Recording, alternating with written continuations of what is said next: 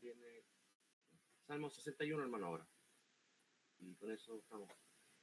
Aquí está la letra después.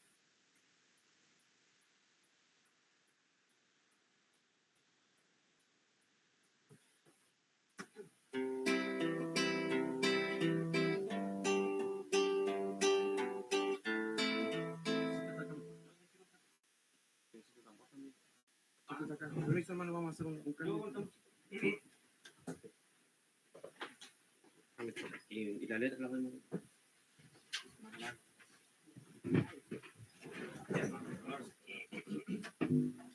Shabbat Shalom. Shabbat Shalom.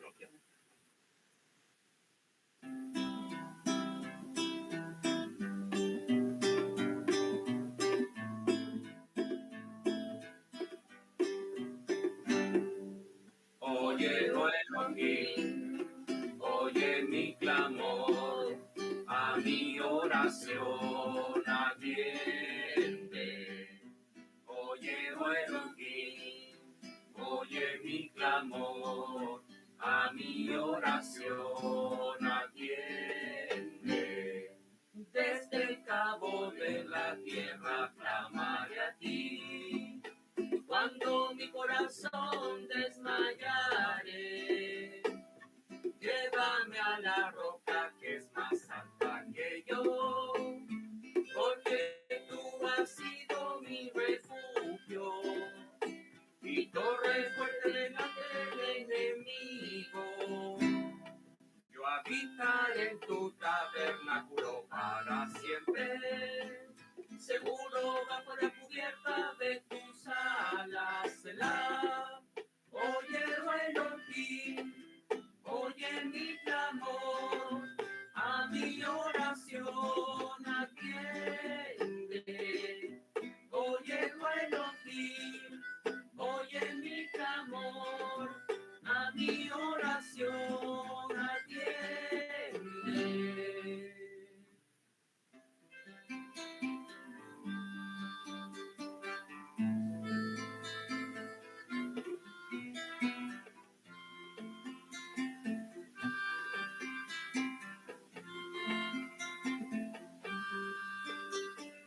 Porque tú, Elohim, has oído mis votos, me has dado la heredad de los que temen tu nombre.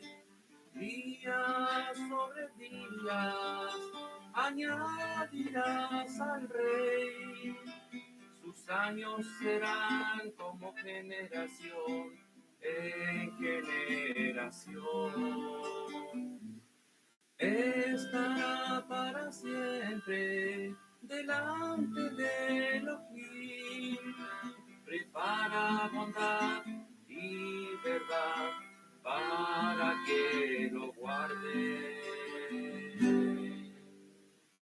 Así cantaré tu nombre para siempre, pagando mis votos cada día. Así cantaré tu nombre para siempre, pagando mis votos cada día. Oye, oh Elohim, oye mi clamor, a mi oración atiende. Oye, oh Elohim, oye mi clamor, a mi oración atiende. Oye, oh Elohim, oye mi clamor, a mi oración atiende. Shalom, hermano, estamos.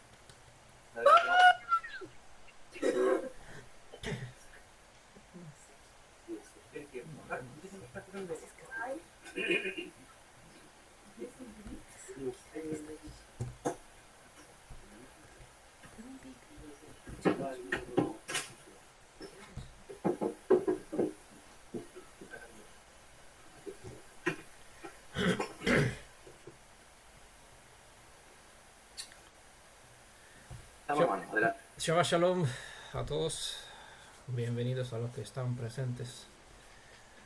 Estamos en este nuevo Shabbat, comenzando un nuevo capítulo del libro del profeta Zacarías, el capítulo 12, el número de las tribus de Israel y de los discípulos de Yeshua. Bueno, seguimos con nuestro tema, con nuestra serie de profecías al día, estudiando del libro de Zacarías capítulo 12, donde vamos a ver, vamos a tener dos partes de este capítulo. Supongo que ya todos lo han leído, ya sabiendo que vamos a continuar con este capítulo. Este capítulo presenta dos temas que forman parte del mismo contexto, pero como se da ocasión a dos temas, dos charlas, pues vamos a tener dos partes de ese estudio. Por lo tanto, el siguiente Shabbat vamos a continuar, ¿vale? Los dos temas o las dos partes tienen dos nombres cada uno, que tendrá, hoy le vamos a poner por nombre la guerra en o de Armagedón, un nombre al cual muchos le dan vuelta por lo que pone en Apocalipsis, pero recordamos, nosotros no estudiamos Apocalipsis sino el Tanaj, porque sin Tanaj no se comprende el Apocalipsis. Esto porque cada 2 de 3 palabras de Apocalipsis son citadas del Tanaj, ¿vale? Así que para una buena comprensión de los escritos de los apóstoles por lo general y del libro de las revelaciones, más vale pues tener comprensión sobre las citas que son citadas o las palabras que son citadas del Tanaj, o cuyo sentido, cuya explicación está en el contexto del Tanaj, ¿vale? La guerra en Armagedón, y el siguiente Shabbat vamos a estudiar sobre el traspasado, ¿vale? Una cita bastante comentada en el cristianismo, refutada por los judíos, pero por los judíos rabínicos, ¿vale? Pero vamos a hablar sobre ella el siguiente Shabbat, ¿vale? Voy a seguir leyendo de la edición Corona de Jerusalén. Y con la bendición de Elohim, pues nos vamos a situar en un contexto, como les decía en ocasiones anteriores. Cada vez que avanzamos en el estudio de este libro, más nos acercamos y más detalles tenemos sobre el contexto del fin de los tiempos, o este episodio, esta época en cual nosotros vivimos, porque ya siempre hay que recordar y enfatizar, queda un último fin de los tiempos para dentro de 1000 años, ¿vale? Entonces estamos en el fin de los días de la esclavitud del pueblo de Israel, que está esparcido entre las naciones, en el momento de la redención y de la redención, obviamente, y restauración de nuestro pueblo, ¿vale? Por lo tanto, este capítulo enfatiza más estos eventos que en breve espero que los presenciaremos, y cuanto antes mejor para nosotros porque anhelamos que eso suceda. Como he dicho en el capítulo anterior, los eventos que están por suceder no son agradables, no traen cosa buena, pero traen bendición porque detrás de cada juicio que viene de parte del Elohim de Israel hay un buen propósito y una buena ocasión, para que aquellos que no han hecho Teshuvah aprovechen esta estrechez, esta situación de aprieto en cual por fuerza mayor nuestro pueblo tiene que llegar, tiene que pasar, ¿vale? Porque de otra forma, o en última instancia, el último medio de herramienta o medio de enseñanza es rebajar a uno hasta lo de Bar o hasta Egipto, hasta la estrechez, la aflicción, para que desde aquí uno pueda clamar por el Redentor y por la redención, y para que así Elohim de comienzo a todos los pasos, un seguimiento rápido a todos los últimos eventos que las escrituras presentan en relación con este tiempo del fin de los días, ¿vale? Vamos a estudiar en esta ocasión los versos 1 hasta el 9, ¿vale? Del libro de Zacarías, capítulo 12. Voy a seguir explicando ciertas palabras que tienen cierta importancia. Hay muchos otros detalles que vale la pena pues investigarlos, pero bueno, ya saben, un montón de pistas, cada texto puede abrir un montón de otras pistas, por cual podríamos seguir estudiando los detalles o alguna enseñanza que deja que se entrevé o que los textos presentan, ¿vale?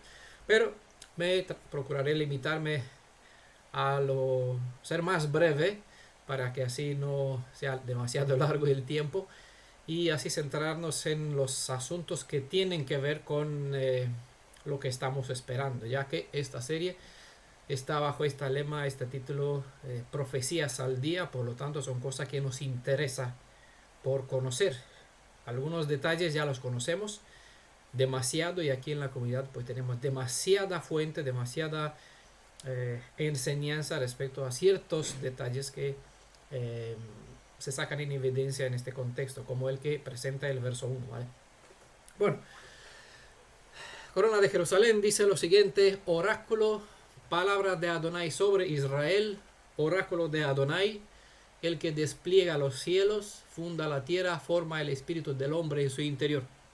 Me gustaría preguntarles antes, así, ya que fuera diferente si estaríamos en una congregación así física, pero aún así les quiero preguntar si ya han leído el texto desde antemano y saben de lo que está diciendo en este primer verso. Una pregunta que es lógica, ¿vale? Que los quiero poner a ver si pueden responder con cierta lógica, ¿vale? ¿Qué razón hay para decir a un hebreo israelita que el Elohim de Israel es el creador del cielo, de la tierra, que formó el espíritu del hombre en su interior? Es como decir a un hebreo: tienes que guardar Shabbat. Por eso en los escritos de los apóstoles nunca aparece esta instrucción: guarda el Shabbat, porque es algo que forma parte de la naturaleza, de la identidad, de la esencia de ser de un hebreo. Guarda el Shabbat porque el Shabbat es su distintivo, uno de ellos, ¿vale? Así que todo hebreo sabe que Elohim, su Elohim, es el creador. Entonces, ¿para qué la necesidad de sacar en evidencia esos detalles sobre el Elohim de Israel? ¿Vale? ¿Por qué creen? Para el resto del mundo. No. Aquí dice palabras de Adonai sobre Israel. Y no le habla al mundo. Sí, pero el resto de las personas van a leer, en algún momento van a conocer. Ahora no, olvida usted que tiene delante una Biblia donde conoce muchas cosas. Está en los días de Zacarías, ¿vale? No estamos estudiando lo que nosotros vivimos. Estamos estudiando en el contexto del profeta Zacarías, donde tenemos a este profeta delante de nosotros, ¿vale? Ahí me ven a mí como Zacarías, ¿vale? Imagínense. Yo soy Zacarías, les presento estas palabras. Entonces, ¿Por qué necesitan que yo les diga qué razón tendría yo, como Zacarías, para hablarles de parte de Elohim? ¿Qué cosa? No lo que dice Zacarías, sino lo que dice Elohim. ¿Vale? Entonces, ¿qué necesidad tiene Elohim para explicarse delante del pueblo de Israel? Porque Zacarías aquí, ¿acaso hablaba a los chinos? ¿A los de Persia? ¿A los gentiles de Babilonia? ¿Dónde hablaba de Zacarías? Por la influencia que tenían alrededor, La influencia. que tenían otros Elohim, porque eso también podía influir en ellos, ¿no? Para que quede claro. Bueno, hermana Irina, a ver otra respuesta. Bueno, el pueblo había caído en... Bueno, shalom a todos ante todo. El pueblo había caído en idolatría en disímiles ocasiones. Poniendo su mirada y su fe y su devoción, digamos así, en deidades falsas. Entonces, el énfasis en que Elohim es el creador del cielo y la tierra, es el énfasis en que Elohim es el verdadero Elohim, sobre todos los demás. Pero el pueblo que ya retornó de Babilonia, ya pasaron por celebraciones, hicieron Teshuvah, comenzaron a construir el templo, ¿vale? Hicieron cierto proceso de purificación, porque la Teshuvah implica también el retorno a la santidad, a las cosas de Elohim. Entonces, en este contexto donde ellos ya volvieron hacia el Elohim de Israel, procurando edificar y construir la emuná hebrea, los símbolos de la identidad de la fe hebrea, en este contexto ya no se habla de la idolatría, ya no se habla de otras deidades, porque ya pasaron este tiempo y lo que estaban presentes escuchó aún así que Elohim se declara de esta forma. ¿Quién era? Hermana, de vuelta. Amparo. La tendencia a desviarse del camino, porque Elohim sabía que lo iban a hacer, más adelante lo iban a hacer. Entonces piensa que en base a lo que ellos van a hacer, que van a volver a alguna cosa mala. Hermano Carlos. Ay, José, no sé quién era. No se le entiende. Es para que el énfasis va dirigido a Israel. Jamás se olvide Israel de que él quiere habitar en medio de su pueblo, ¿sí? Y para que Israel tenga presente de todas las instrucciones. Hermano José. Aquí se ve claramente una advertencia, marca diferencia también, marca la diferencia entre los pueblos, entre Israel y los demás pueblos, las demás naciones, y al mismo tiempo advierte. Eso es lo que yo veo aquí. Había visto otra cosa más, pero... Es verdad, sí, que para marcar una diferencia, no sé si Clarissa quería decir algo más. Quito la mano. Pues básicamente lo mismo del hermano José, así como como fundó la tierra, forma el espíritu, extiende los cielos, así mismo va a ser el juicio y la liberación, así mismo el poderoso. Para que quede claro quién es el que habla de venir a obrar esas cosas que no eran un simple humano. Cierto, ¿eh? Ah, sí, Mariana. Lo que yo puedo entender es que sea el ser humano, en este caso el pueblo de Elohim, porque para Israel ha sido siempre dirigida, muy pocas ocasiones en la escritura es dirigida la palabra hacia otra nación. Entonces, para que el hombre haga conciencia y se dé cuenta delante de quién está y humille su ego y preste atención, porque no está delante ni siquiera del rey del mundo, delante de un ser humano o delante ni siquiera de un ángel, sino delante del que creó el cielo y la tierra y al ser humano, y él mantiene la vida del ser humano. Entonces, ser humano, pueblo mío, humíllate y escucha atentamente, porque él, Elohim, va a hablar. Eso entiendo yo. El hermano Alfonso dice que es para enfatizar que esta palabra viene directamente de nuestro Elohim. Bueno, todo esto dicho para marcar cierta diferencia.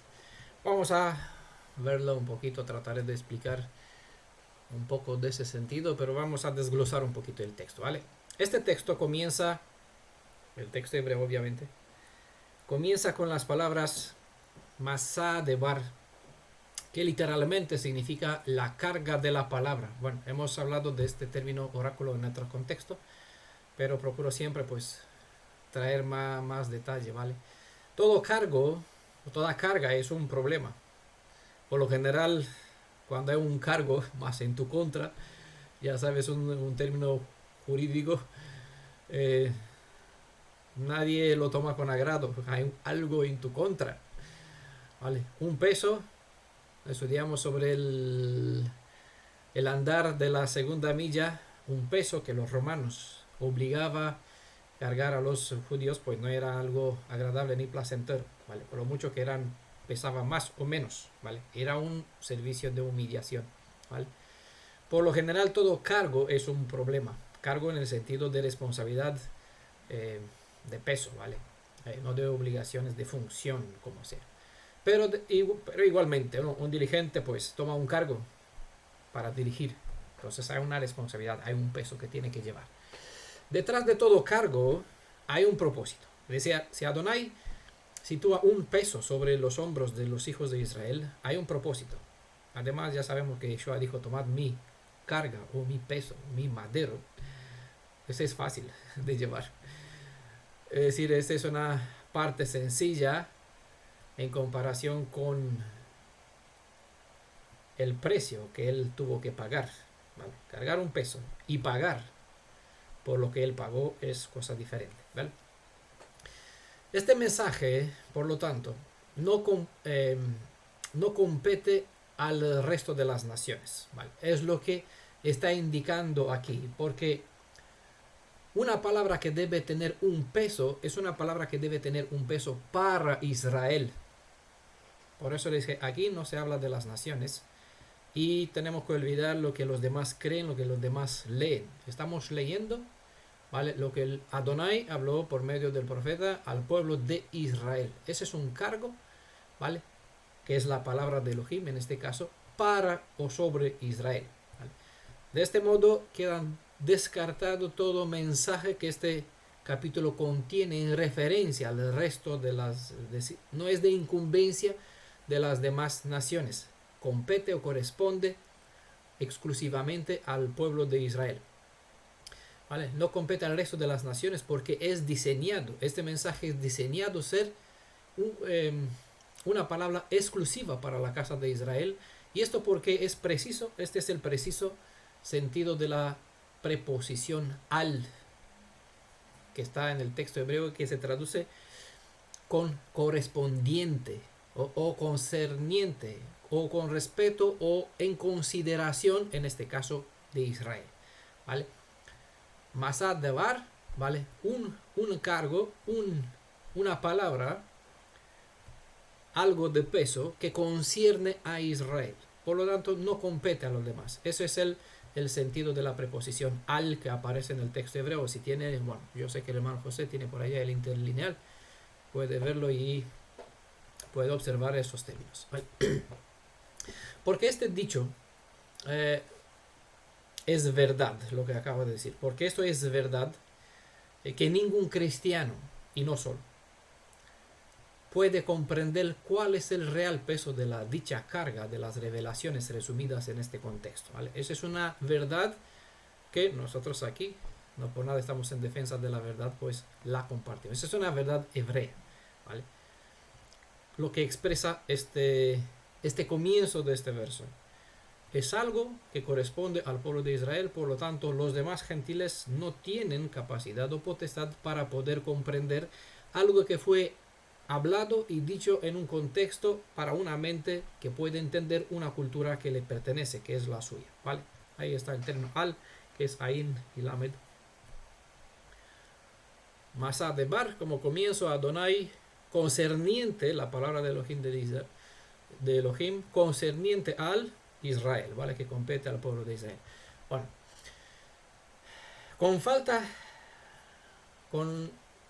como hay falta de capacidad en tener comprensión sobre el poder de este mensaje, porque no les compete, Todo cristiano malinterpreta aquello que tiene que ver con los escritos de los textos hebreos, inclusive las que usan de los escritos de los apóstoles, ¿vale? Me refiero a lo que interpretan sobre lo que está contenido en este capítulo. Estoy hablando en forma genérica, general, no sobre el primer verso, sino sobre todo el contenido, incluso la parte 2, a partir del verso 10 que vamos a estudiar después. Como no comprenden y tiene el concepto que están para las naciones, como lo expresó la hermanita Amparo, como tiene este concepto y no comprende que este mensaje concierne de una forma exclusiva, esta es la palabra de Elohim, de Adonai, para el pueblo de Israel, que a ellos les corresponde tener esta comprensión, lo malinterpretan los escritos, tanto del Tanaj como de los escritos de los apóstoles. Bueno, no es mi propósito revelar los sinfín de errores y tergiversaciones en las interpretaciones cristianas que derivan del mal uso de nuestros escritos, y tampoco me ocuparé de los fallos de comprensión que revelan los hermanos, los ajim, que siguen la línea del judaísmo rabínico, ¿vale? Respecto a las declaraciones resumidas en este capítulo, porque igual hay muchos que enseñan, que explican, pueden buscarlo por YouTube, como le recomendé en otras ocasiones. Pueden buscar en las fuentes mesiánicas, incluso judías, a ver la explicación que se le da a todo lo que vamos a estudiar, y así comparar, contrastar, ¿vale? Con lo que estamos aquí compartiendo, ¿vale? Como no es mi propósito hablar ni de los errores del cristianismo, ni de las interpretaciones del judaísmo, trataré de ser imparcial y explicar aquello que este capítulo revela, teniendo en cuenta el principio que siempre profesamos: la suma o el resto de la suma de las revelaciones de este mismo profeta, que presenta este mismo profeta en este libro que estamos estudiando, y también en la suma de las revelaciones de los demás profetas, ¿vale?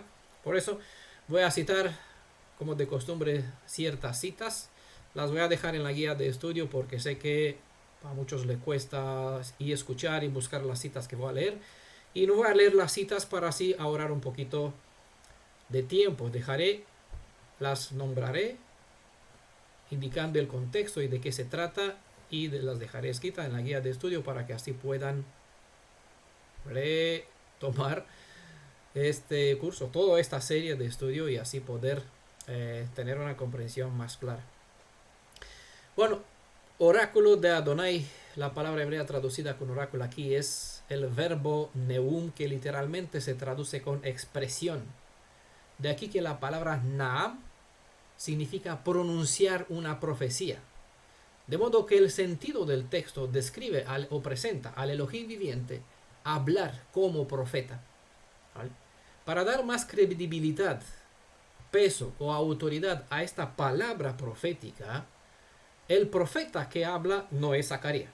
Él es que da voz a las palabras, ¿va?, del Elohim viviente. El profeta que habla o que pronuncia la profecía que vamos a estar estudiando, ¿vale?, respalda sus palabras en base a actos que son equiparables, que no son equiparables a ningún otro ser de cuanto están revelados bajo la bóveda celeste, es decir, muchos que son llamados Elohim, ¿vale?, que no son Elohim, pero son llamados así.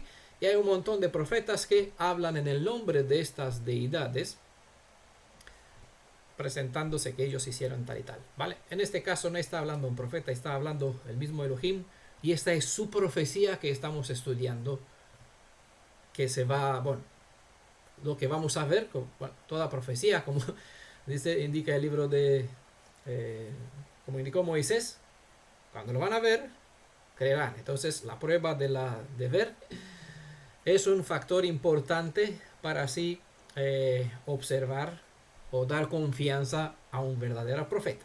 En este caso, el Elohim viviente se sitúa a nivel de un profeta y por lo tanto entra bajo la instrucción o la vara de medir que corresponde a un profeta, es decir, evaluar y ver en la luz del cumplimiento uno de los factores para probar la certeza de si este es de Elohim o habla de su propia concupiscencia o de un Elohim falso, ver el cumplimiento de lo que está diciendo, ¿vale? Por eso él se sitúa aquí.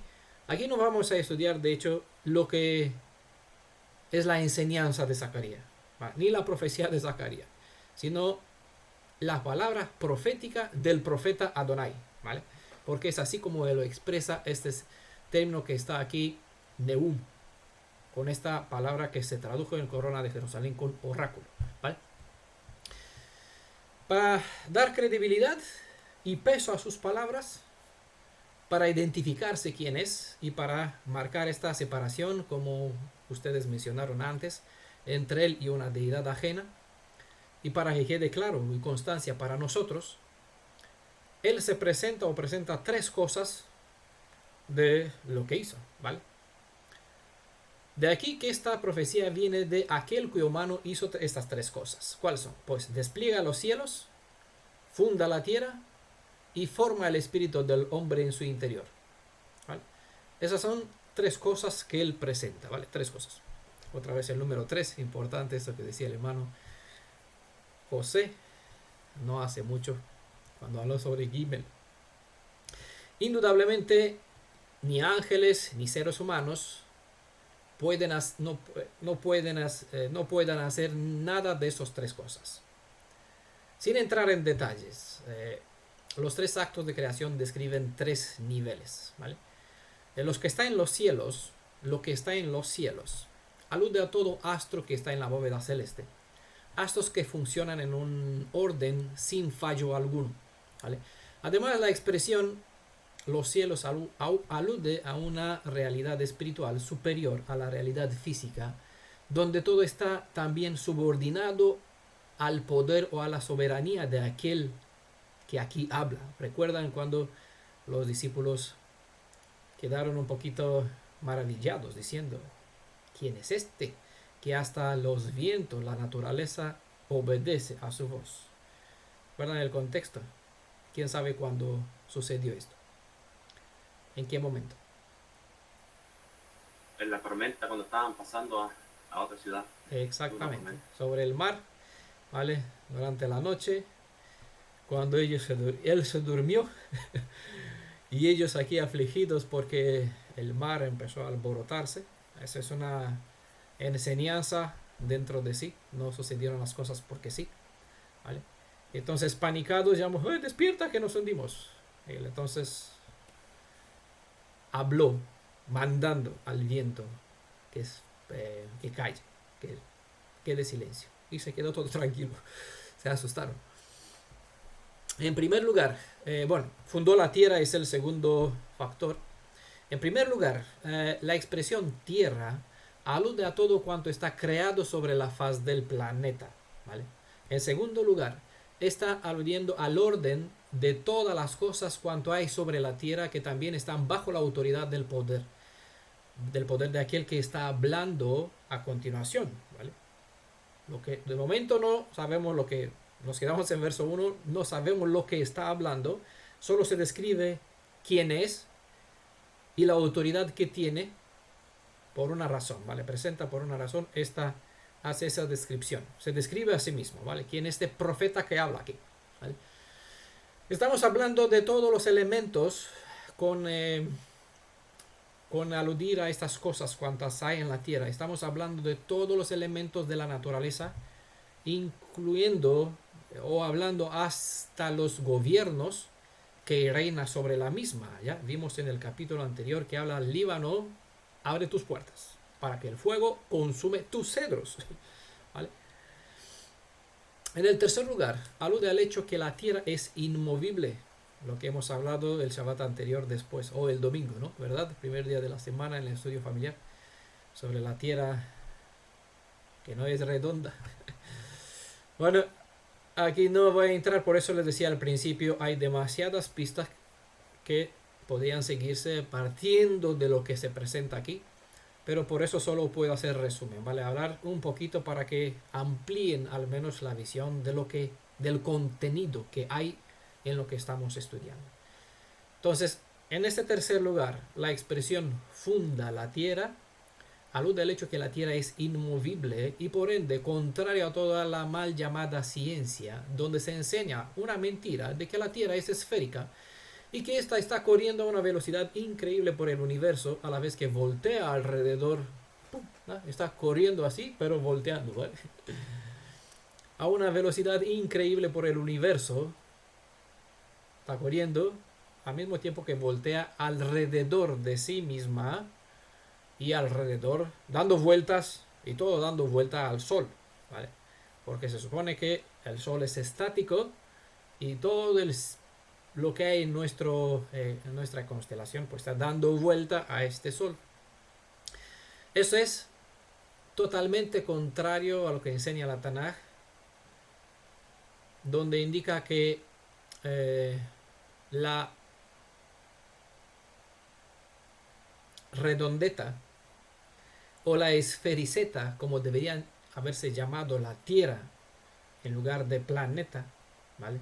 No corre y no voltea, sino que está, como dice aquí, inmovible, está estática, ¿vale? Fundada.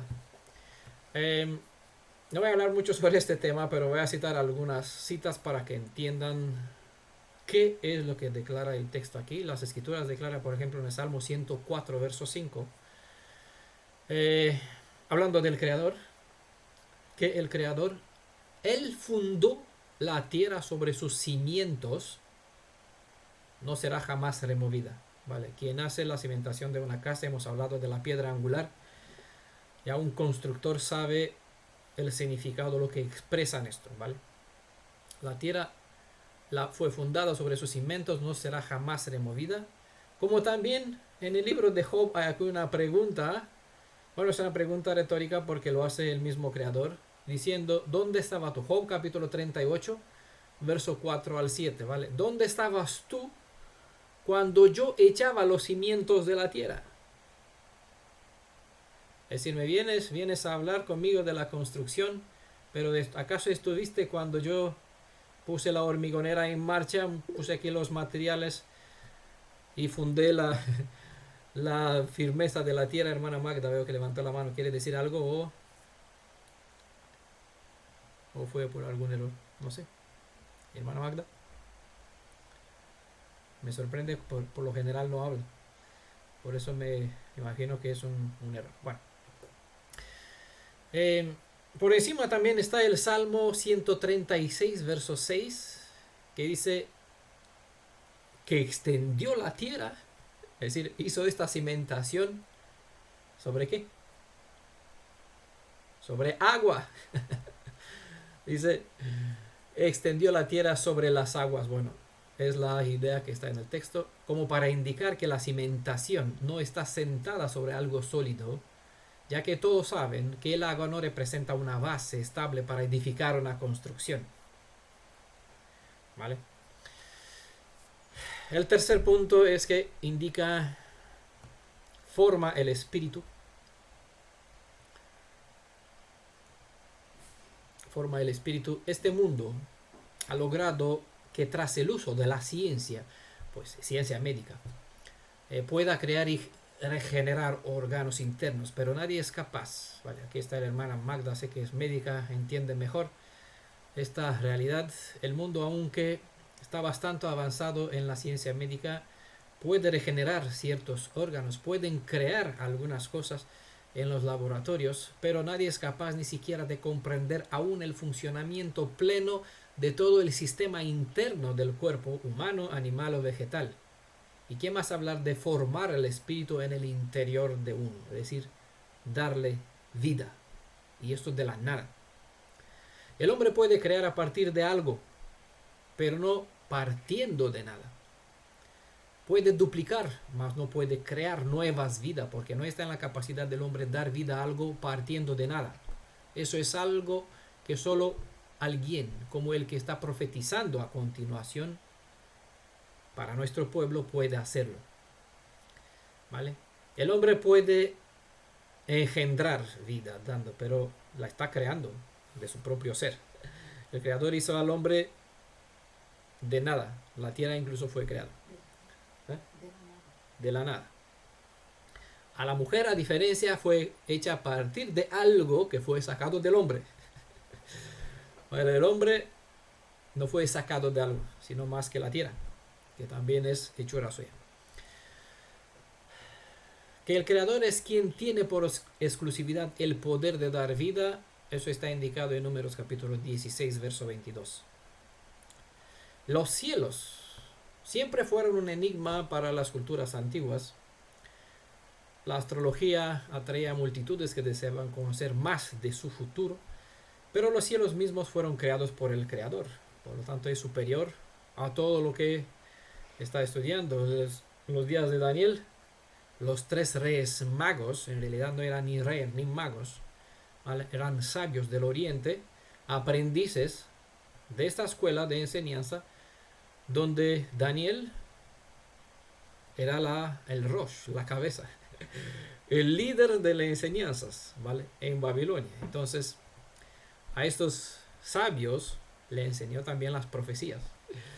Al ser conocedores del sistema del movimiento de los astros, ¿vale? Entonces les marcó los patrones, porque esos astros marcan secuencias de tiempo, por algo son llamados, están en la lista de testigos fieles en los cielos y están incorporados en Génesis 14, 1:14, ¿vale? Como los que enseñan o revelan o marcan diferencia entre los tiempos. ¿Vale? Bueno, eso aprendieron también las profecías del momento de la venida del Mashiach, y por lo tanto al ver la señal que lo aprendieron de Daniel, de las escrituras, supieron una estrella, dice, nace allá donde, pues, en Nazaret, ¿vale? En la casa de David, ya supieron, y así lo indicó a ¿cómo se llamaba? Herodes, ¿vale? Los cimientos de la tierra y la tierra, que es lo visible, encuentran también su seguridad en su creador. Pero el argumento más elevado que aquí se presenta es que el creador, quien resulta ser el Elohim de Israel, es el que forma el espíritu del hombre, de modo que el hombre no es producto de una evolución casual, ¿vale? Cada hombre nace recibiendo vida de parte del Elohim viviente bajo la voluntad, su voluntad, y se engendra con la imagen del Creador, no a semejanza, porque estamos ahora, como decía Yeshua, a semejanza de vuestro padre el diablo, ¿vale? Pero fuimos creados con un potencial a imagen del Creador, ¿vale? Y por lo tanto podemos engendrar vida, porque recibimos este potencial como Yeshua también lo tiene. Hemos estudiado en esta comunidad que el mismo Creador puso una firma, la firma de su nombre, sobre el cuadro de la creación del hombre, ¿vale? En ese sentido, para los que quieren saber el nombre del Mashiach, del Redentor, y del Elohim de Israel, del que es el Creador, quien hizo con sus manos, moldeó la forma del hombre a su imagen, firmó ahí su nombre, ¿vale? ¿Quieren ver el nombre del Elohim de Israel? Está en el libro de Génesis, ¿vale? Les recomiendo el estudio ¿Quién es el creador del hombre? Está por audio, por escrito, ¿vale? La expresión el que extiende los cielos revela que una acción, ¿vale? Que está al tiempo presente.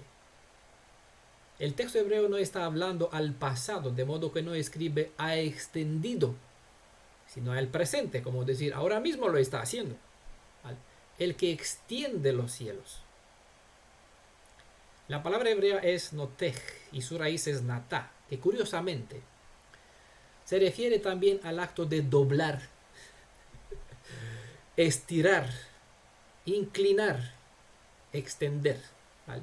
De aquí que la acción de extender los cielos sobre la tierra se manifestó en la bóveda, que es inclinada o doblada sobre la superficie de la planicie de la tierra, a fin de crear una cúpula protectora que separa las aguas de arriba de las aguas que están debajo de las aguas que están arriba, ¿vale? Como se indica en el texto de Génesis, ¿vale? Pero bueno, ahora vamos a hablar de este tema de la tierra, si es plana, si es redonda. No es un asunto, como hemos dicho, vital para la redención, pero forma parte de un conocimiento, de una revelación que se le entregó al pueblo de Israel.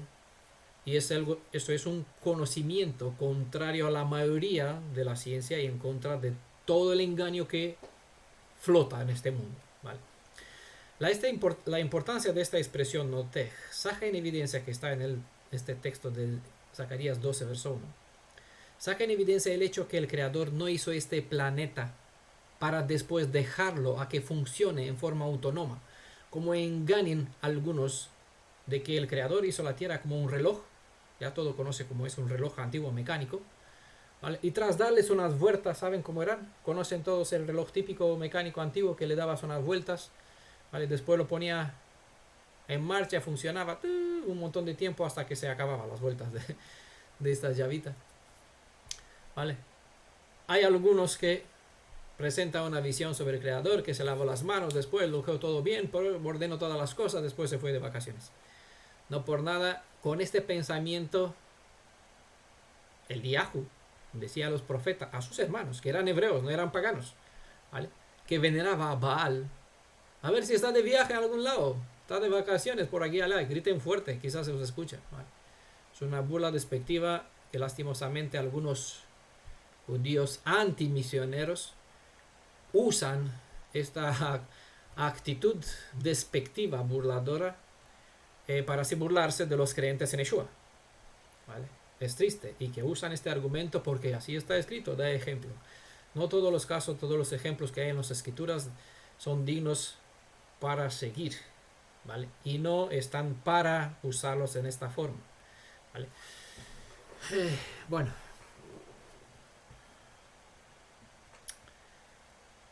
no es casualidad que Yeshua afirmó en Juan capítulo 5 verso 17 que él está trabajando. ¿Por qué? Porque su padre no dejó de estar activo en ese sentido. Mi padre trabaja, por lo tanto yo también trabajo. O yo trabajo porque mi padre está trabajando. No aparecerá, mi padre terminó de trabajar, por lo tanto yo hice lo que me dio por hacer, completé mi trabajo, ahora no. El texto presenta esta palabra notej, ¿vale? Que está activo en tiempo presente, extiende, ¿vale? No tenemos un Elohim del pasado. Y aunque nuestro pueblo pues murieron bastante, él se presenta como Elohim de los vivos, por una razón de la actividad presente, donde sabe que a un muerto él lo tiene registrado, sellado en su palma, ¿vale? Y en su costado, una marca donde siempre mantiene la existencia o la memoria de quien lo traspasaron y de aquellos para quien se dejó traspasado, ¿vale? Por lo tanto, hasta el día de la último fin de los tiempos, que será dentro de 1000 años, ¿vale? Se mantendrá la memoria como ninguno de los que murieron están muertos de verdad, sino que están en un sueño, ¿vale? Apenas después del juicio, el último juicio, no hay más posibilidad de un renacer, de un volver a la vida, sino de una consumación completa de todos aquellos que no aprovecharon este tiempo de la redención.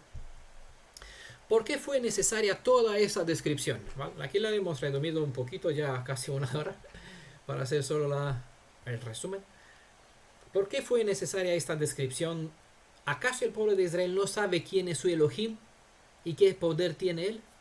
Ya lo saben, tiene claro lo que vieron en la salida de Egipto y muchas otras ocasiones.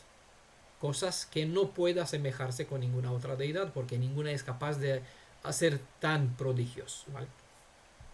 Esta instrucción es imprescindible para aquellos que mantienen la esperanza en una futura redención, y el propósito principal es para quitar todas las posibles dudas de la incredulidad en cuanto a la posibilidad de la liberación de Israel. ¿Saben por qué? Porque hay algunas citas donde dice, ¿cuánto es hasta que llega la primavera? ¿Vale? Llegó la primavera y todavía no llegó el otoño, maduraron los frutos, ¿no? Y la redención no llegó. Y se indica, no sean incrédulos como alguno piensa que el día del Señor, como se cita en los escritos de los apóstoles, el día del Adón, tardará en venir. ¿Vale? Para quitar toda duda en cuanto a estas profecías de redención y restauración que estamos estudiando, Adonai hizo toda esa descripción para recordar quién y cuál es el poder de aquel que está presentando todo lo que está por venir. ¿Vale? Palabras semejantes como esa descripción de que hizo el cielo, el que hizo el espíritu de la persona, la tierra. Palabras semejantes lo pueden encontrar le pueden encontrar en Isaías capítulo 42 verso 5, Isaías capítulo 43 verso 1, donde son muy semejantes a lo que presenta capítulo 12 verso 1. El propósito de esta tremenda descripción de poder y dominio es para dejar claro que el acto de la redención, como el de la restauración de Israel, dependerá de la autoridad como del poder del Elohim viviente. Nada y nadie podrá rescatar a Israel y devolverle en medida doble lo mejor o el resplandor que este pueblo tuvo alguna vez. Por su parte, esa descripción puesta en este preciso contexto es para exaltar a lo sumo no solo al poder del Rey y Salvador, como vimos en el capítulo 9, ¿vale? Donde no viene un rey para ser salvado, sino que viene un Melech para traer la Yesha, para traer la salvación. ¿Vale? Entonces, no es casualidad como en este contexto, no solo de este capítulo, sino de estos últimos capítulos, donde Elohim se describe de esta forma. No es por casualidad. ¿Vale? Por encima de todo, no solo mostrarse como rey y rey salvador que vendrá para su pueblo, ¿no? Sino que por encima de esto, estas características describen su real identidad de quién es el Salvador. ¿Quién es en realidad el Rey y Salvador? Esa realidad en cuanto a la identidad del que es el Redentor de Israel está encriptada en este verso y es conocida en la forma de estudiar hebrea con el término sod, es decir, que es un misterio, es decir, es la forma más profunda en cual está encriptado un secreto, ¿vale? Aquí está encriptado un secreto sobre la identidad del Elohim de Israel, el que se presenta como Rey y Salvador, ¿vale? Pero la imagen de su identidad está revelada en la suma de las revelaciones presentadas en este mismo libro.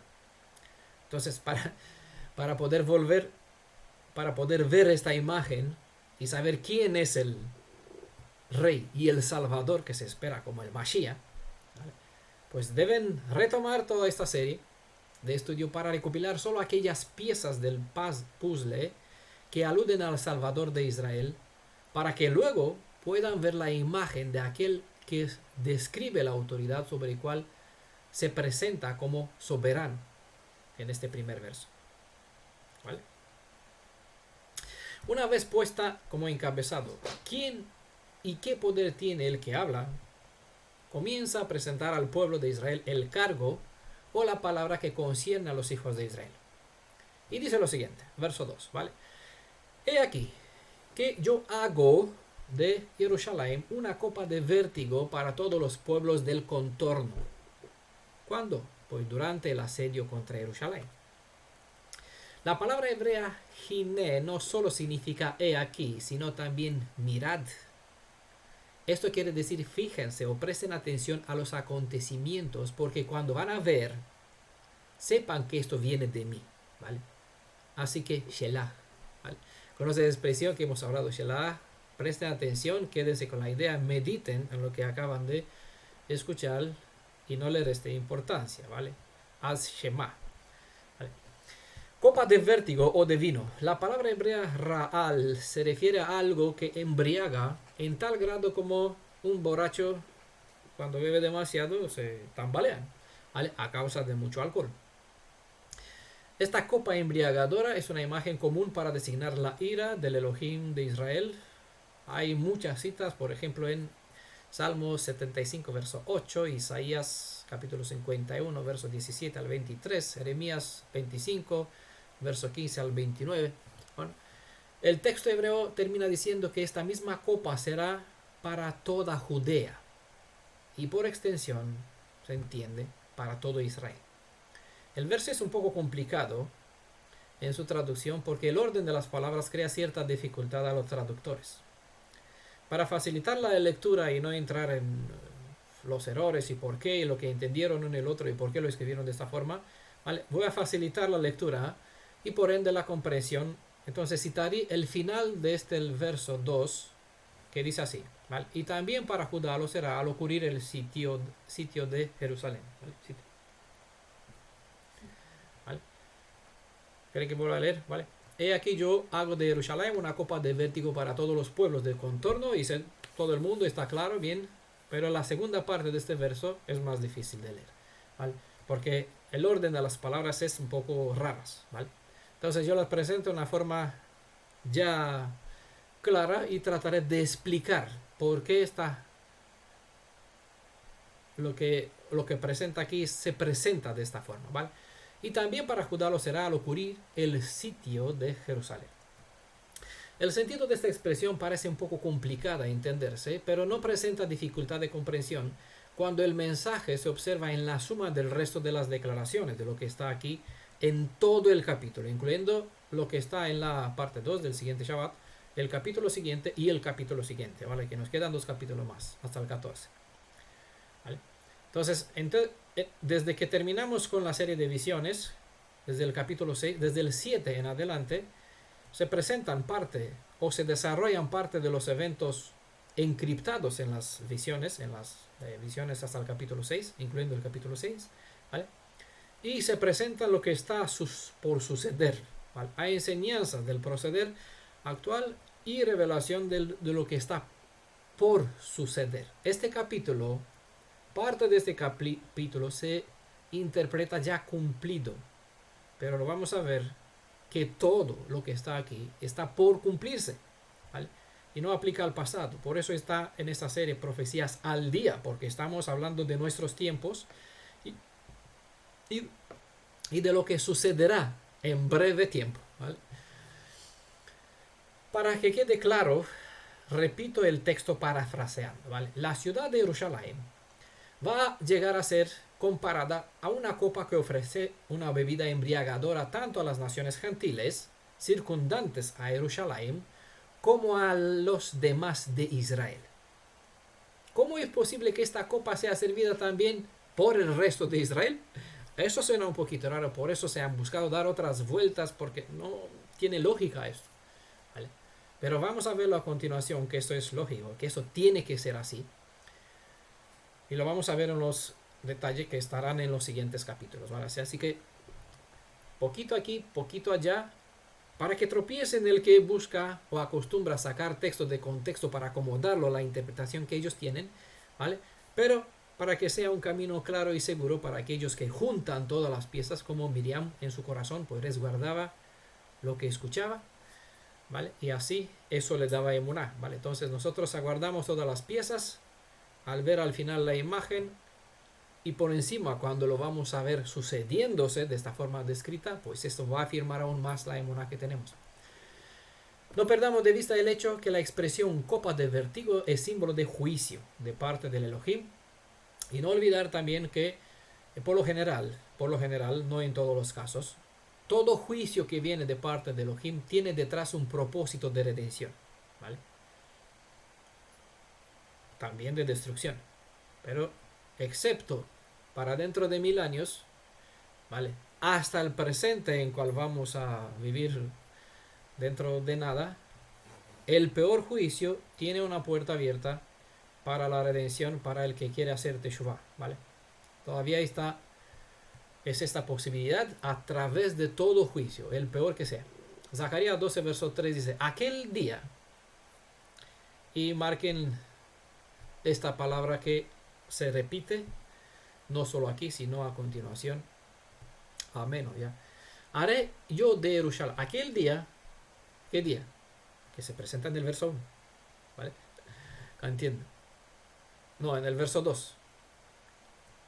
Cuando Jerusalén se convertirá en una copa de vértigo para los pueblos circundantes, no para las naciones del mundo, ¿vale? Los vecinos, los países vecinos, y también para los de su propia casa. En aquel día yo haré yo de Jerusalén una piedra de levantamiento para todos los pueblos. Todos los que la levanten se desgarrarán completamente, y contra ella se congregarán todas las naciones de la tierra. Aquel día es el gran día. Es una expresión que aparece en varias profecías, multitud de veces, y cual se repite a menudo en esos últimos capítulos.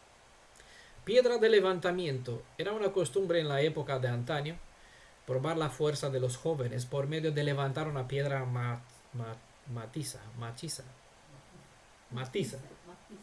Eso. Las palabras omesaja, ¿vale? Viene de la raíz amas, que significa cargar y llevar una carga. Entonces la expresión se la cargaren, o los que la cargaren, esta piedra, o los que la levanten, se refiere a esta costumbre donde una vez levantadas dichos pesos, esos se arrojaban a un lado, ¿vale? Entonces, no perder de vista que la mayoría de los mensajes proféticos parten de una realidad física, donde ésta se presenta como base para transmitir una enseñanza espiritual o algo que está por suceder, ¿vale? Esto vimos repetidas veces, que donde Adonai se compara con un esposo engañado, como no sea con Gomer, como un pastor que es menospreciado a través del precio que se le pagó por el servicio de Zacarías. Y esas son realidades que transmiten su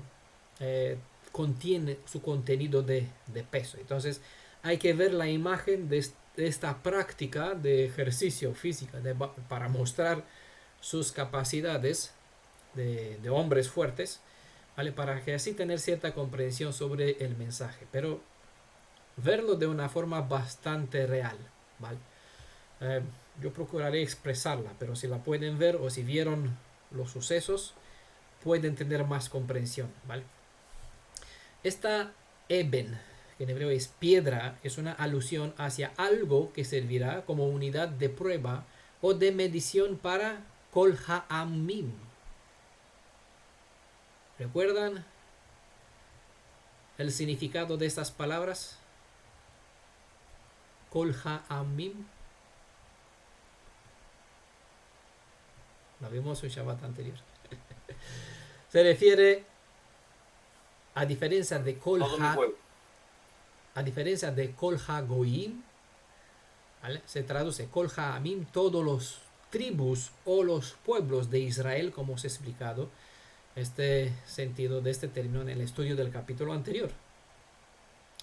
El hecho de que todas las naciones de la tierra, que se presenta en el final del verso, dice, en el texto hebreo está Kol Hagoyim, no, Kol Goye Haaretz, vale, perdón, no es Kol Hagoyim, está como deberían decir, normalmente vimos en el capítulo anterior, pero aquí se presenta Kol Goye Haaretz, es decir, todas las naciones de la tierra se reunirán en contra de esta piedra. Significa que Israel quedará completamente sola en este tiempo, ¿vale? Cuando se convertirá en una copa, cuando Adonai lo hará, una metáfora, ¿vale? Como una copa para que comparte una bebida fuerte, algo que emborracha a la gente, que tiene aquí puesta aquí también una pastilla que te hace perder las facultades. En ese mismo contexto, el pueblo quedará solo porque no habrá quien más esté de su lado, ya que todas las naciones, Kol Goye Haaretz, es decir, todas las naciones de la tierra, se unirán en su contra. Así que de alguna forma vemos pasito a pasito, detalles sobre detalles, cómo el Estado israelí quedará sin la protección de ninguno de sus aliados o de protectores gentiles. Veremos en el capítulo 14, en el verso 2, que el mismo Elohim de Israel, aquel que se describe como el creador de todo, hará que estas naciones se levanten en conjunto en contra de Jerusalén. El mismo contexto está en Apocalipsis capítulo 19, desde el verso 12 al 19. Bueno, todo el capítulo presenta ciertos detalles, pero más enfático desde el verso 12 al 19, donde estas naciones, ahora aliadas, se juntarán en contra de Israel y por un espacio de 1 hora mantendrán la unidad entre ellas. Donde ha sido traducido con desgarrarán, en el texto hebreo dice isarretu, palabra que viene de una raíz cuyo sentido es el de incidir, ¿vale? Rayar, es decir, crear un corte. Algo al estilo de los cortes que se hacían los profetas de Baal en sus carnes en los días de Elías y sobre el monte Carmel. De aquí que se suele traducir como que aquellos que levántase para tirar una dicha piedra, la dicha piedra serán cortados en pedazos. La traducción se desgarrarán viene en el contexto de la imagen donde los jóvenes levantaban las piedras pesadas a fin de mostrar su fuerza. Quienes no estaban en buena forma sufrirían de rompeduras de muslos y esto trae bastante dolor físico. El sentido del texto ilustra esta práctica y esta mala experiencia de los que no estaban en buena forma física a fin de mostrar su fortaleza, pues reflejaba o mostraban el padecimiento con el cual sufrirían aquellos de Israel que no menospreciará o que no sentirán empatía con lo que sucede en Jerusalén y sobre todo en relación a esta piedra con cual se convertirá Jerusalén, ¿vale? Unidad de medir. En el capítulo anterior hemos visto que el precio con cual se estimó el servicio del pastor de Zacarías o de Adonai era una unidad para medir la estimación con cual el pueblo se valoró al Redentor de Israel. Y también hemos visto que la segunda vara también servía como unidad de medición, de la misma forma como se usaba una cuerda. También aquí la palabra piedra o eben es una unidad de medir, en este caso, la fuerza de la fe o de la confianza en la afinidad de la afinidad o de la empatía que está en medio de Israel o hacia Israel. El nombre de Jerusalén es usado como punto central o como eje en base a cual es identificado un hijo de Israel. Toda alma hebrea debe sentir algo particular con solo escuchar el nombre, sí, Jerusalén.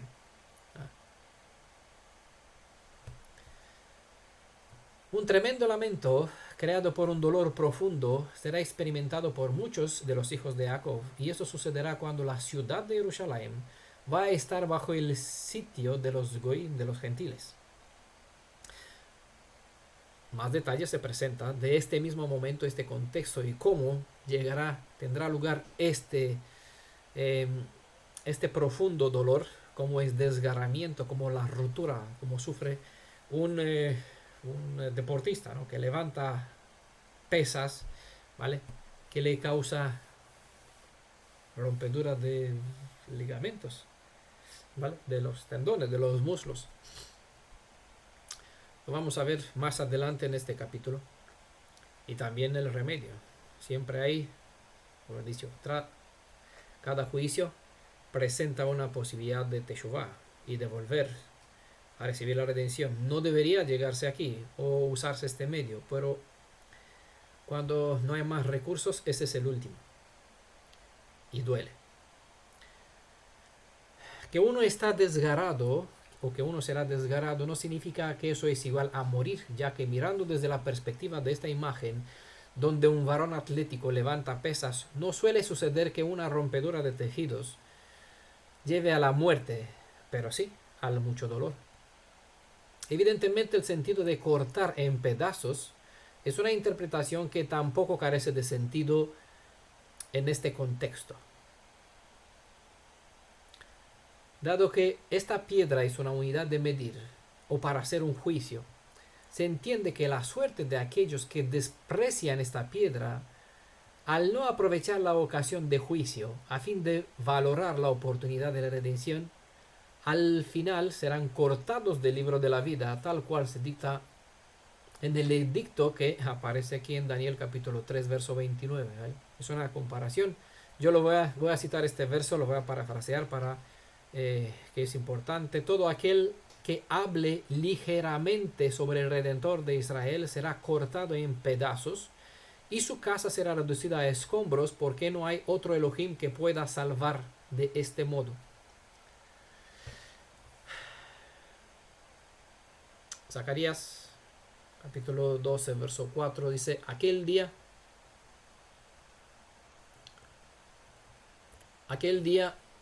palabra oráculo de Adonai, heriré de aturdimiento a todo caballo y a su caballero de locura, mas sobre la casa de Judá abriré mis ojos, y a todos, es decir, los caballos, ¿se entiende?, de los pueblos heriré de ceguera. La expresión aquel día es una alusión al día de Adonai, como está escrito en Abdías, ¿sí? Abdías, ¿no? Capítulo 1, verso 15, ¿vale? Porque está cerca el día de Adonai para todas las naciones. Como tú has hecho, ¿vale? Cité de Kefas en el capítulo anterior, ¿recuerdan el capítulo anterior? Si lo recuerdan, que sepan que Kefas citó de aquí. Como tú has hecho, se te hará. Sobre tu cabeza recaerá tu merecido. Es decir, con la misma moneda con cual pagas, se te pagará. Eso dijo Yeshua, creo.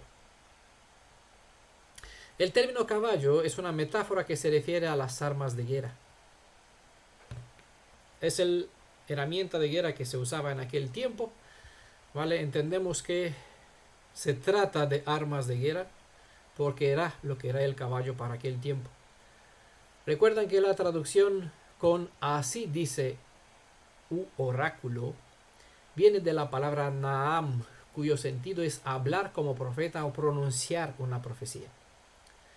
Dice: sobre Judá abriré mis ojos. Indica el hecho de que Adonai se dispondrá a velar nuevamente sobre la seguridad de Judá. Hasta este momento pareció que el Elohim de Israel había cerrado los ojos, como no teniendo en cuenta a su pueblo. Prácticamente eso es aquello que sucedió desde la destrucción del templo hasta la fecha, cuando en el contexto de los acontecimientos revelados aquí, Él volverá positivamente hacia Israel y les traerá salvación, mientras que destrucción se derramará sobre todos los enemigos de su pueblo. ¿Vale? ¿Pueden hacerse la imagen de lo que está por venir? ¿Vale? Trato de explicarlo para que ustedes puedan crear la visión de lo que van a ver. Y a todos, es decir, a los caballos de los pueblos heriré de ceguera. Eso es decir, ningún arma enemiga funcionará en contra de los hijos de Israel, o no les afectará ningún tipo de arma enemiga. Misiles, bueno, hemos explicado esto un poquito antes, cuando hemos hablado de las piedras que serán pisoteadas, ¿vale? Y hemos dado algunos ejemplos. En el capítulo 14, el último que vamos a estudiar, se añade más detalle respecto al día cuando Adonai actuará. Por lo general, hasta estos últimos 4 capítulos, nunca he leído un capítulo anterior para hacerme la idea, pero como estos forman parte de un paquete, me tomé el tiempo, hice la lectura, así que tengo un poquito fresca lo que están presentando, y por eso hago mención, porque son así, no son indivisibles. Esos capítulos no son indivisibles. Presentan detalles y detalles, ¿vale? Pero todos hablan de un mismo panorama, de un mismo contexto. Y después, ¿vale? Con terminar aquel día, o el día de Adonai, es decir, cuando eso terminará, se iniciará la última temporada asignada para el fin de toda iniquidad. ¿Vale? Esto se completará cuando se termina 1000 años. Es decir, una vez que se termina este día, lo que tiene que ver con esa descripción de lo que sucede en este día, o en aquel día, el día de Adonai, ¿vale? Se dará comienzo al milenio como se conoce. Y es el último tiempo para completarse un tiempo para borrarse todo rastro de iniquidad. Verso 5, capítulo 12, Zacarías. Entonces dirán en su corazón los jefes de Judá: la fuerza de los habitantes de Jerusalén está en Adonai Zebaoth su Elohim. Como hablar de dos cosas distintas. Entonces significa que no antes, ¿vale? No antes de que sucedan las cosas aquí predichas. En aquel contexto que lo vamos a apreciar, que está por venir, la casa de Judá reconocerá que su fuerza no procede del FDI, es decir, de la Fuerza de Defensa Israelí, ni de los rabinos a quien siguen, sino de Jerusalén. Pero a su vez Jerusalén sacará su fuerza de Adonai. Jerusalén está puesto como un eje central para indicar el hecho de que el socorro viene de parte de Elohim de Israel, quien dijo que Jerusalén es el lugar donde él ha establecido su trono. Vimos antes, él volverá su rostro hacia, hablando de los judíos, hacia su pueblo, que está en Judea, donde está Jerusalén. Porque así está escrito en el Salmo 132, verso 13 al 14, ¿vale? En Jerusalén es el lugar donde el Creador estableció su trono. Y como se indica en Miqueas capítulo 4, verso 2 y el 3. Y también en Isaías, que es un... Fíjense que esto es curioso, el orden de los números, que son al revés un poquito. Miqueas 4, 2, versos 2 y 3. Isaías 2, versos 2 al 4. Donde se dice, bueno, que la palabra del Elohim de Israel viene desde Jerusalén, ¿vale? Por eso se le da cierto énfasis cierta importancia y se separa un poquito Jerusalén como nombre de Judea o de Judá. La palabra hebrea amtza se traduce con valor, que está aquí en el texto, la fuerza de los habitantes, es decir, está la palabra aquí amtza, se traduce con valor, fuerza, cosa que en este contexto expresa el sentimiento de ánimo que se apoderará de los dirigentes de Judea, quien dirán, hay poder para mí, ¿vale? Eso es la expresión, que dirán, que eso es lo que expresarán. Verán y dirán, hay algo para mí allí.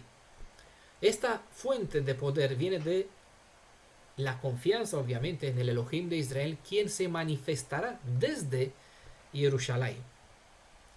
Verso 6. Aquel día, ¿vale? Ya tanta repetición, haré de los jefes de Judá como un brasero de fuego de leña, como una antorcha con fuego de gavilla, y devorarán a derecha e izquierda y todos los pueblos del contorno, mientras que Jerusalén, a todos los pueblos del contorno, mientras que Jerusalén será de nuevo habitada en su lugar. Resulta bastante interesante que el término hebreo que es usado en el verso 5 anterior, como en el 6 para indicar a los jefes de Judá, en el texto hebreo está la palabra alupe, y se refiere a un dirigente, un guía, un capitán, un principal, ¿vale? Que es cabeza. Pero esta palabra es asociada a un ganado, vaca, buey, oveja, gallinas, bueno, que es domesticado. Esta palabra se usa para un gentil, un amigo, un compañero, quien es a semejanza de un buey, es adiestrado a estar en compañía de otros semejantes y en conjunto tirar del mismo carro. Viene de alaf. Alupe viene de alaf, cuyo sentido es es un causativo, ¿vale? El de asociar dos o más seres a fin de enseñarlos a aprender, a enseñarlos y a aprender a servir a un mismo propósito, como juntas dos bueyes para tirar de un mismo carro. El detalle consiste en el hecho de que estos llamados jefes serán gente adiestrada a servir con un mismo interés y a un mismo propósito. No hay que ver con los que están subordinados a la fuerza de defensa israelí, al gobierno de Netanyahu. Esos dirigentes se levantarán en ánimo mientras aprenden que la fuerza de los que habitarán la Jerusalén proviene de la fuente de Adonai. Ellos se avistarán a su debido tiempo. Mientras tanto, recuerdan los 6 pasos hacia la redención.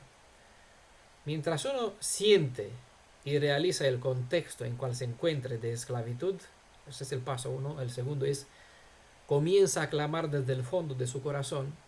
Durante este tiempo Adonai prepara a Moisés. Y cuando el pueblo comenzó a gritar desde el fondo de su corazón, y Moisés estaba preparado, tras 40 años en su caso, 40 años de formación intensiva para doblegar su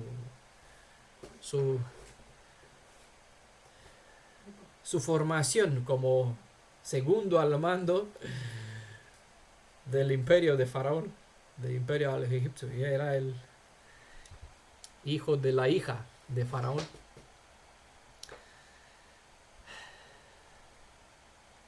Se convirtió en el que fue llamado el más humilde hombre de la tierra, ¿vale? Pero necesitó tiempo para formarse, pues a misma semejanza, porque ese es un proceder, ¿vale?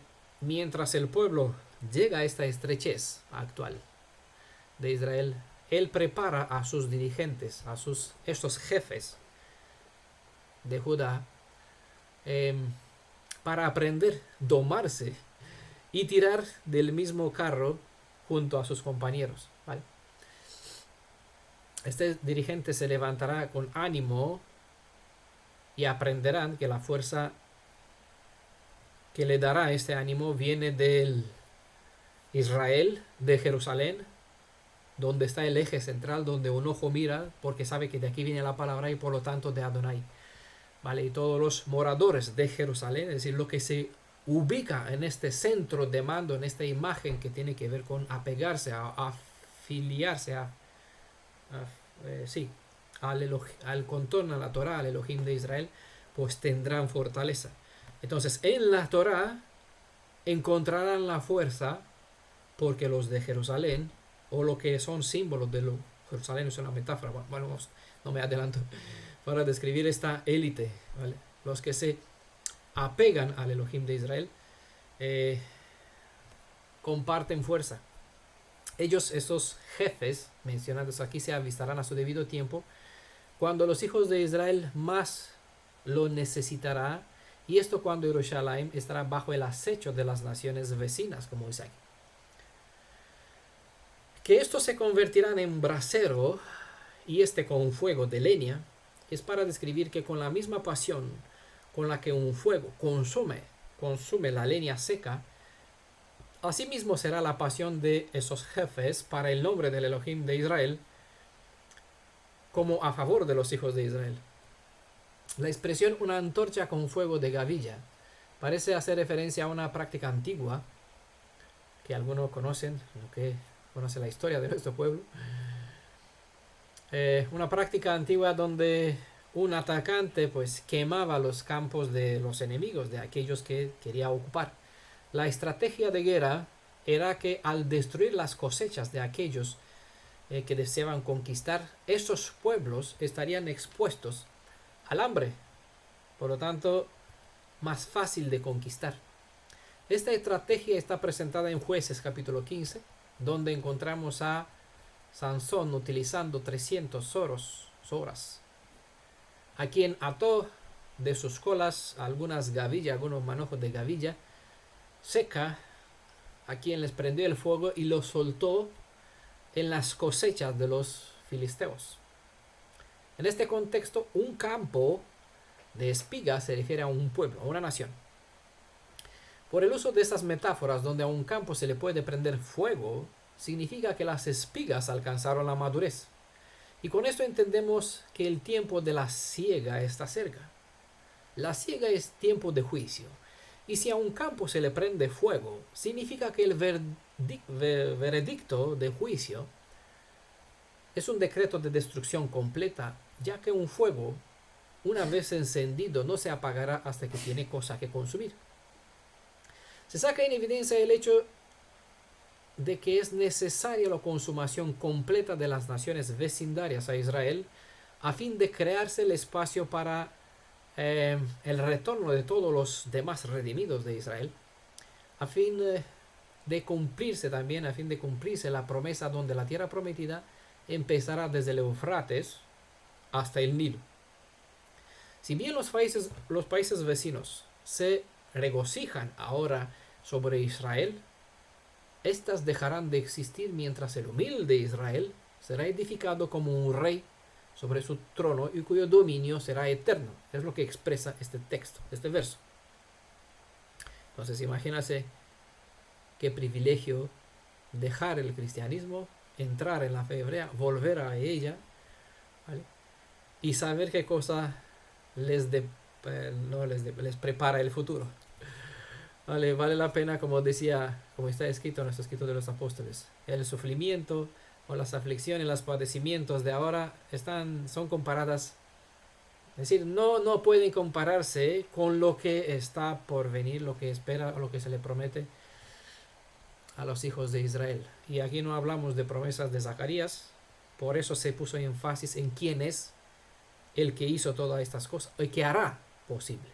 Entonces, si el Creador dijo, y lo que dijo se convirtió en un hecho, y eso lo podemos ver y lo mostró a lo largo del tiempo, entonces damos por sentado, esta es la fe, la emuná hatikva, la tikva que tenemos nosotros, de ir hacia este futuro, no preocupados, no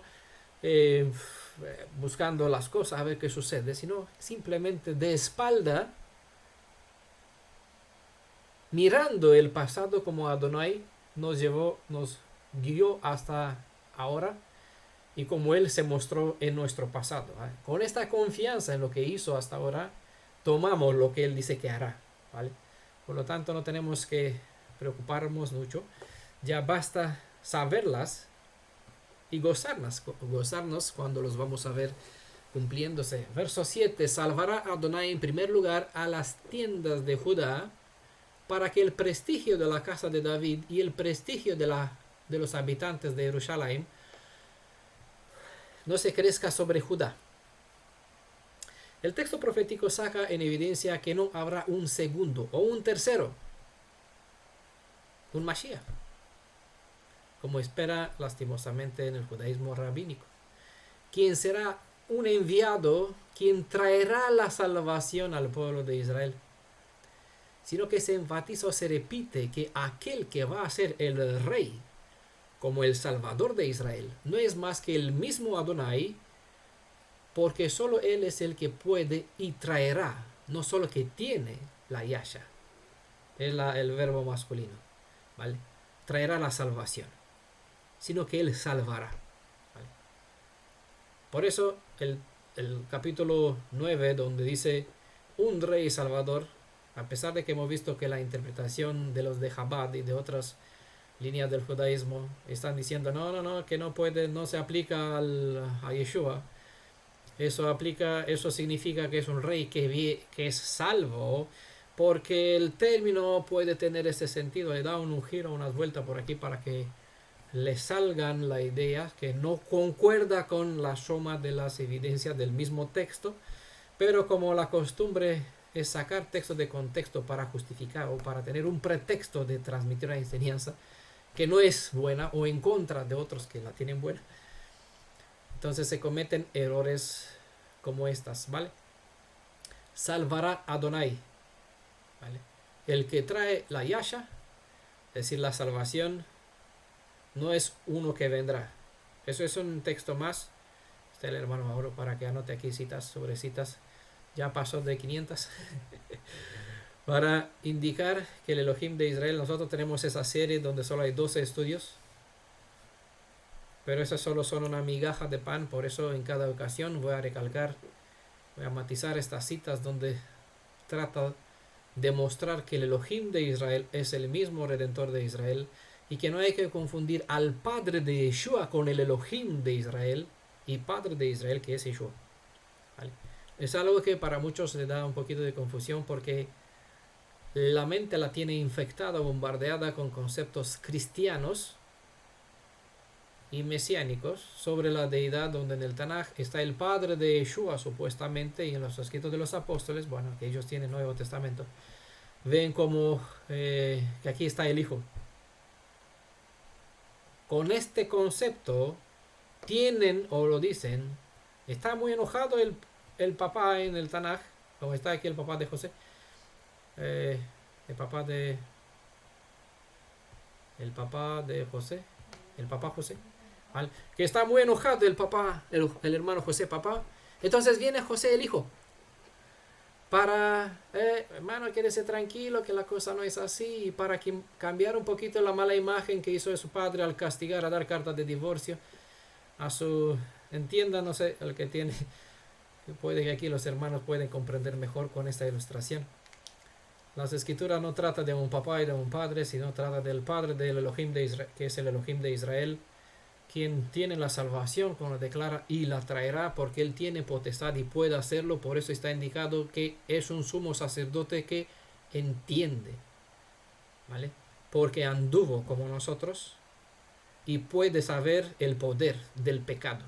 El padre de Yeshua no puede saberlo porque no lo experimentó, no estuvo bajo el poder del pecado porque no estuvo en carne, ¿vale? Predispuesta al pecado. No tuvo esta inclinación o esta posibilidad de poder pecar para poder sentir el peso y decir no, ¿vale? Y como no estuvo en esta condición, no tiene capacidad para hacer un juicio justo porque no entiende la debilidad y la sensibilidad del pecador para así salvarlo de su pecado, y mucho menos pagar el precio que se requiere por lo que requiere la justicia por el pecado, lo que el pecado reclama también, la vida del que hace el trueque. Bueno, salvará a Adonai, no mandará un salvador, no mandará aquí un Cristo, él es el Mashiach, ¿vale? Que traerá salvación, la Yasha, ¿vale? Y ella es la parte femenina de donde viene el nombre Yeshua, la raíz del nombre Yeshua. La expresión tiendas no es casual, sino para marcar un contraste. Una tienda es una cabaña, una carpa, una sukkah, ¿vale? A su vez es una vivienda temporal e insegura, inestable, en contraste con las fortificaciones de Jerusalén. A pesar de que este nombre, Jerusalén y Yehudá son asociadas y hablan de un mismo pueblo, hay razón en presentarse como si fueran dos identidades independientes. Las tiendas de Judá, puesta en contraste con Jerusalén, tiene como sentido revelar un estado humilde en comparación con un estado seguro. Eso para describir la actitud de ciertas personas, hablando de Israel. Aquí Judá es una alusión a todos los demás hijos de Israel, quienes como gente común aparecen en contraste con los moradores de Jerusalén, quienes se consideran los elegidos, los favorecidos, viven en murallas, no en una cabaña. Los que se mofan con un título de ciudadano israelí, o que alegan que hablan desde Jerusalén, o que representan al judaísmo de Israel, etc. Ya les hice comentarios de algunos que hacen afirmaciones y se escucha más su título que su nombre. Aquí el nombre Jerusalén o casa de David es una alusión al liderazgo o a los que se creen cabecillas de Israel, que pueden serlo, ¿vale? Pero no es por lo que son, sino por lo que se creen, ¿vale? Aquí no hablamos que si el título es bueno o malo. El título es bueno y es correcto y se lo merece mucho. Pero lo que creen, ¿vale? Con lo que se presenta, en lugar de hermano, sino con yo soy el maestro, yo soy el profeta, yo soy el jefe de Estado, bueno, son un hermano más. Para no darle ocasión a la vanagloria, es una bendición de parte de Elohim que parece negativa, que parece humilladora, pero es a la vez un juicio que tiene como propósito una corrección, ¿vale? Para no darles ocasión a la vanagloria antes de que Jerusalén reciba la liberación, el escudo del Elohim viviente se extiende sobre el resto de los hijos de Israel, sobre aquellos que reciben, que viven o que descansan en moradas temporales, en lugares inestables, inseguros e indefensos. Este acto rebajará el orgullo de los moradores de la capital y no se sobrelevará por encima de los demás para decir nosotros hemos ganado la batalla, como sucedió en el Tanaj, ¿vale? En una cierta ocasión, que se consideraban los únicos privilegiados, ¿vale? Para librar a los de Jerusalén, a la élite, ¿vale? Para decir, nosotros somos los privilegiados porque vivimos aquí y esto. Las palabras casa de David también es una expresión que aplica a aquellos que tienen confianza en una persona descendiente del linaje de David, una persona que no solo que fue ungida por descender de la casa real, sino alguien sobre el cual permanece esta unción. Esta es una expresión que en el hebreo se presenta con el título Hamashiach, ¿vale? Entonces, la casa de David se refiere a aquellas personas que confían manteniendo esperanza en la redención que traerá sobre el pueblo de Israel aquel que es el ungido por excelencia. Verso 8. Aquel día protegerá Adonai a los habitantes de Jerusalén. El más flaco entre ellos será aquel día como David, y la casa de David será como Elohim, como un ángel de Adonai a la frente de ellos. Él defenderá a aquellos que preservarán la confianza en el Redentor, y aunque aparecen como débiles, eso por estar sitiados, ¿vale? Por ese contexto, les convertirá en un guerrero poderoso, como alguien equiparable a la fuerza de un guerrero como fue David. Es más, que esto es el poder de la valentía de estos flacuchos será elevado a un poder asemejado al del mismo Elohim, y con esto los equiparan a la autoridad de ejercer el juicio sobre porque Elohim es un título que alude a la autoridad de juez. La mención el Malach, el ángel, es un recordatorio cuando un mismo Malach, un mismo ángel, mató en una misma noche unos 185,000 soldados sirios. Y con su fuerza y ferocidad, como de un Malach, es asemejado a aquel que luchará por el nombre de Israel para Israel. Verso 9. Aquel día me dispondré a destruir todas las naciones que vengan contra Jerusalén. 5 versos se menciona este término, aquel día.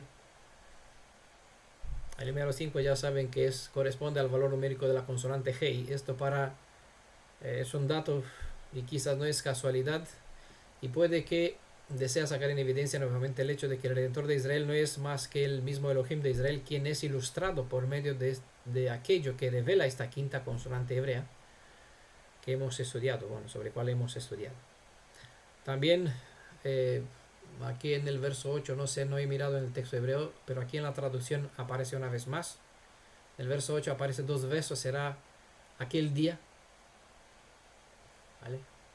Incluso el número 6 es un número dado para el hombre, pertenece a la consonante Vav y define el acto que hace el Redentor de Israel al tensar al máximo la cuerda de nuestra fe, de nuestra emuná, para así que aquello que él presentó quede bien establecido y aquello que él hizo quede inmovible, ¿vale? Hemos estudiado también sobre la consonante Vav. O sea que son 5 versos o 6 veces. Tanto el Hei como el Vav son consonantes que presentan un estado, unas características del Elohim de Israel y Redentor de Israel. El texto enfatiza las palabras: yo mismo me pondré con determinada seriedad a destruir a las naciones gentiles. Nuevamente está aquí el término Kol Hagoim, ya para aquí desviar, ya no se habla de los pueblos de Israel, en cual se dividió los 12 tribus, sino los gentiles, ¿vale? Kol Hagoim. Y en Hageo capítulo 2 verso 22, por ejemplo, se revela un acto que al verlo nosotros tendremos claro que el Elohim de Israel está procediendo, haciendo que esos pueblos enemigos a Israel paguen por su maldad mostrada hacia el pueblo de Israel, ¿vale? En Hageo capítulo 2 verso 22 dice lo siguiente: daré vuelta a los tronos de los reinos y destruiré el poder de los reinos de las naciones.